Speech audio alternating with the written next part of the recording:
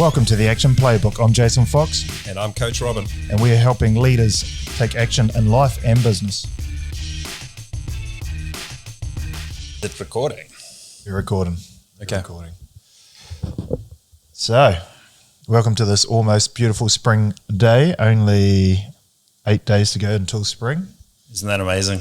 Oh, looking out the window, it looks pretty good. A little bit icy, but no rain today, so... No, rain's always good. Sunshine. Only taken 18 months to have a couple of days in a row without rain. So, yep, Tauranga, sunny Bay of Plenty. Yeah, right. It's been a year of it, eh? Yeah, tell me about it. But we digress because we are back, the Action Playbook, episode 22, and today we're building trust and respect. That's right. Trust and respect. One of the two probably most intangible but critical elements in business. And personal. Just relationships in general.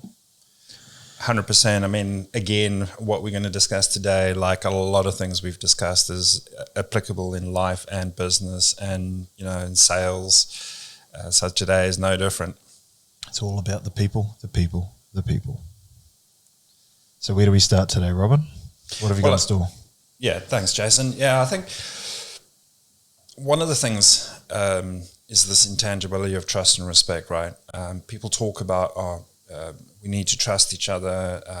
We have to respect each other. We've got to respect the team. But what does it actually mean, right? And more importantly, how can we grow that? How do we grow trust? How do we grow respect? Now, there's a lot of cliches around trust, for example, takes years to build and seconds to break, and the same for respect, right? Respect is earned. That's what they say. Yeah.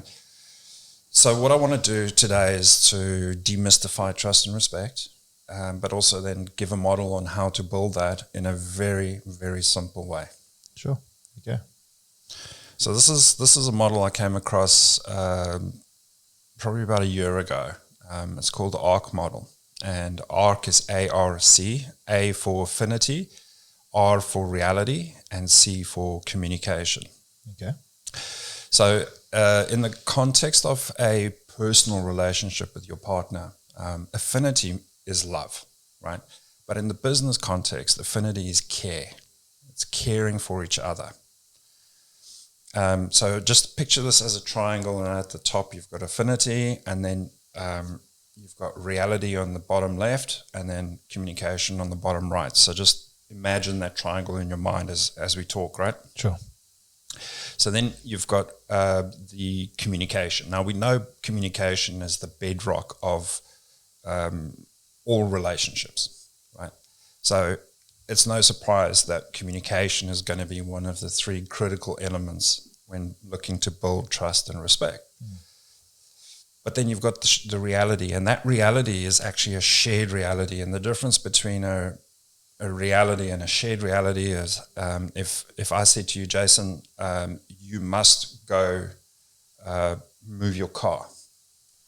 And you go, oh, okay, so that's my reality, but you haven't taken it on as your reality. You've got more questions, right? Why must I? Yeah. What's about to happen to it? Yeah. Who are you to tell me? Am I in your car park? Is a building about to fall on it? What's happening? What's going on, right? And that's the critical point. You need to be, for a shared reality, you need to answer the question why, right? So if I said to you, right, Jason, I've got a VIP customer arriving. He's driven around for 10 minutes. He's called me. He can't come in. He's going to go back to the office if he can't get a parking bay. Would you mind if you moved your car into another bay or around the corner so that he can park in your bay, and he'll be here for 15 minutes, and then you can move your car back? Is that okay? Yeah, look, I know he's a big client, and that's how my wages get paid. Sounds fair to me. Exactly, right? And that's how you create a shared reality, right? So it's not just a reality, it's a shared reality. Really important. Yeah, it's not do as I say. Yeah. It is to a certain degree, but yeah, it's not like Hitler. Yeah. Heil. Yeah. So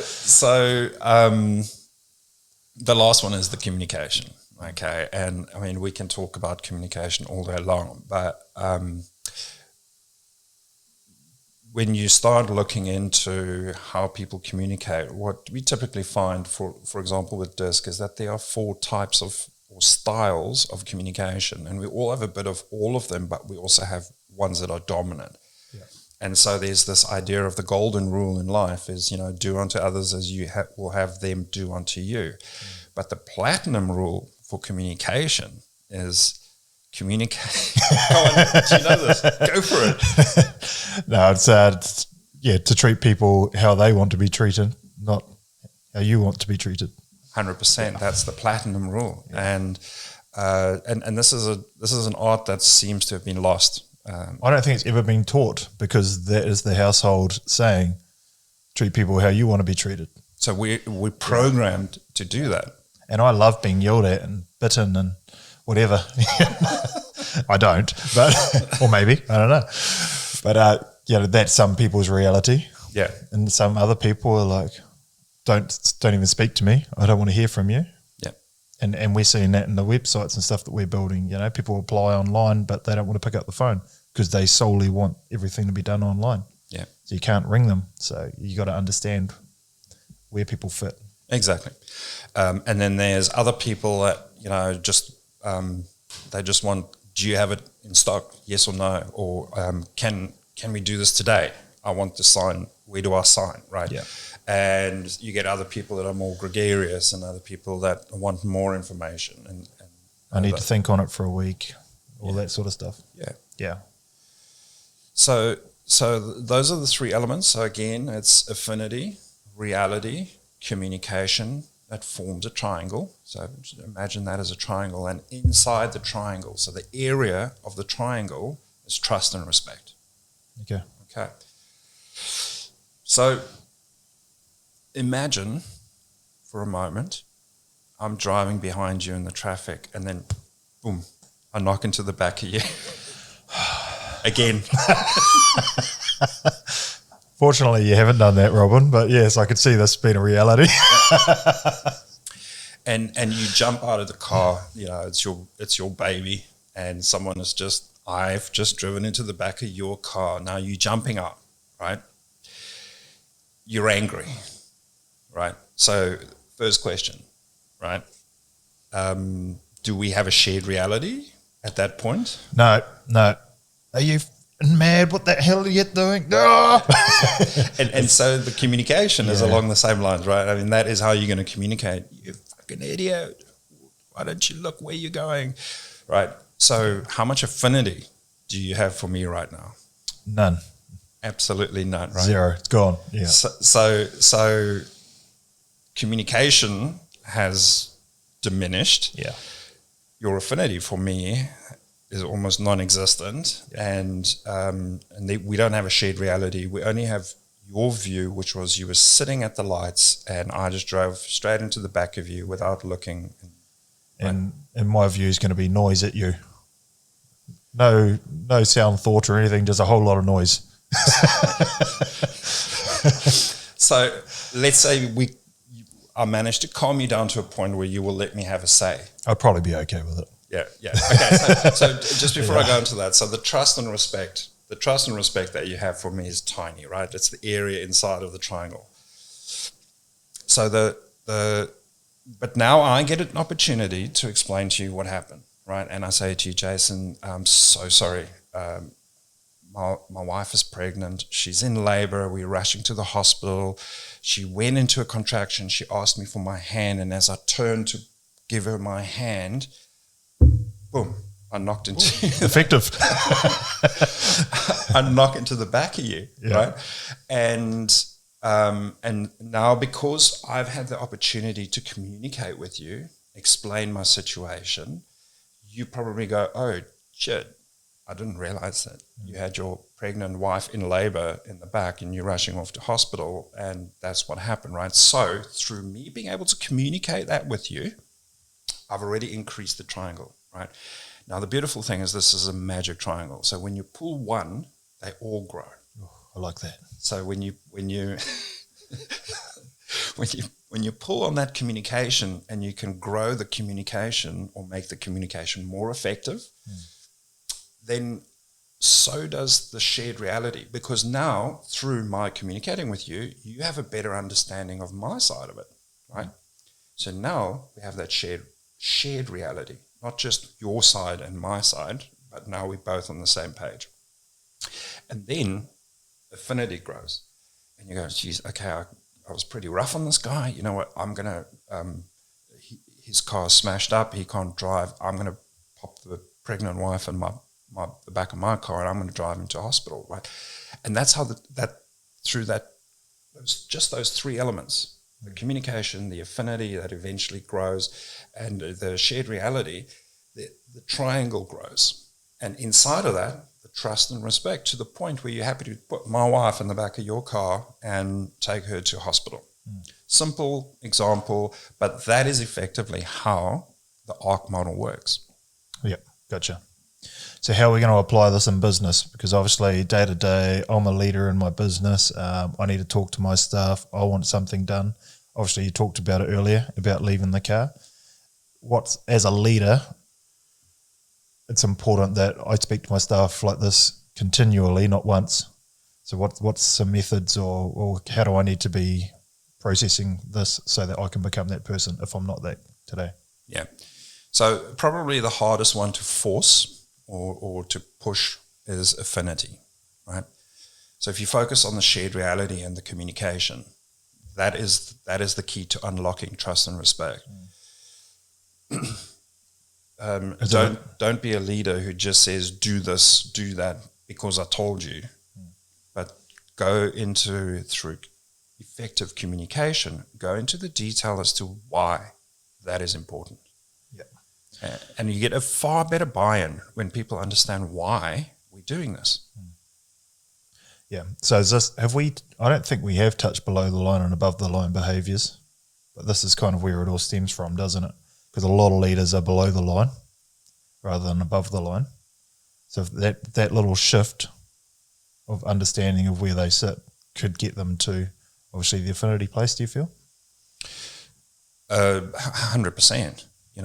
So what Jason is talking about there is the three behaviors below the line are blame, excuses, and denial. And then the three behaviors above the line is accountability, ownership, and responsibility, right? And when our team sees us being accountable, taking ownership, and being responsible, that definitely improves our shared reality, our communication, and ultimately our affinity. Which is exactly that. You just crashed into my car. Oh, you know what? I jumped on the brakes a little bit too hard there too. I saw you were following a bit close. I shouldn't have jumped on the brakes so hard, whatever it might be, versus, nah, it's your fault. You just drove into the back of me. We're not watching the road, you dickhead. Yeah. Two very different behaviors as a person. So once you get yourself above the line, thinking above the line, the affinity is going to happen for your business. It's going to be easier to have those conversations, and therefore it's going to grow, and your team are going to be happier. Therefore, you're going to get more out of them, and it goes on and on. Snowball. And another.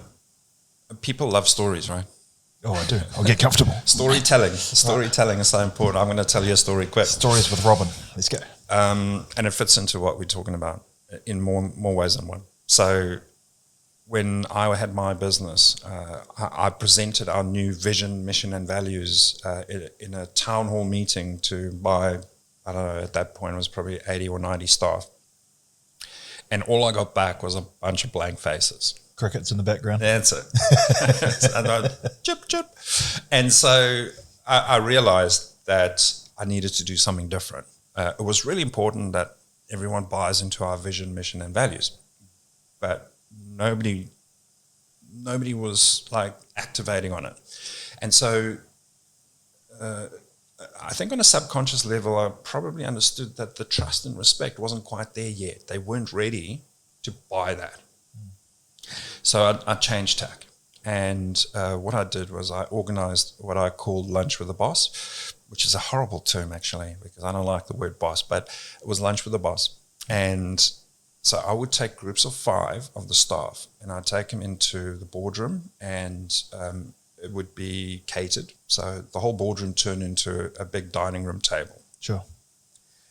Lunch with his Lord. I sat on the on one your- side, on your everyone throne. sat on the other side. No, it wasn't like that. And Banquet.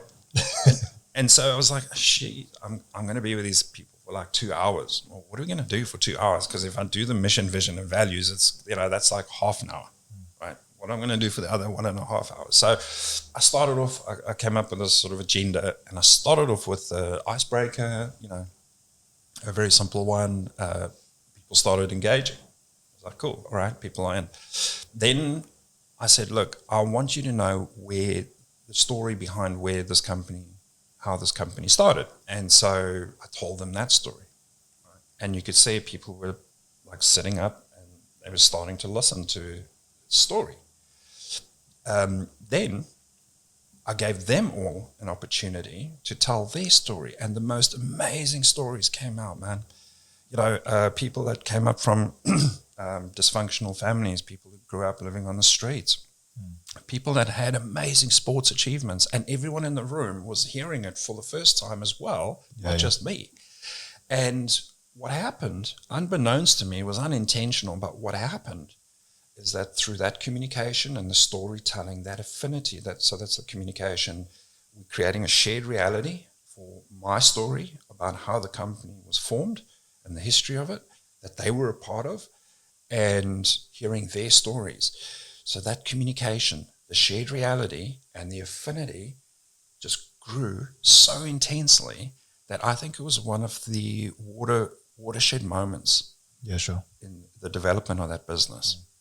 And did we have a problem with the mission, vision, and values after that? Unlikely. No way.